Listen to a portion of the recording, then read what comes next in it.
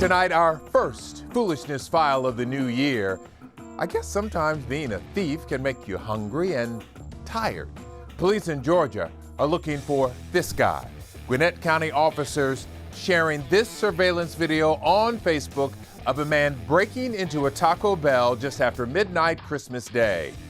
And look, he makes himself right at home, using the kitchen equipment to make himself a meal.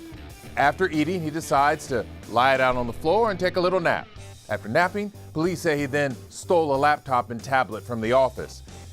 He spends a total of 3 hours in the restaurant before finally leaving. Did you notice he seems quite oblivious to the cameras, monitoring his every move? I think it's only a matter of time before someone IDs him, and then this napping burglar can rest all he wants in jail. Say it with me, folks. This is some straight up foolishness.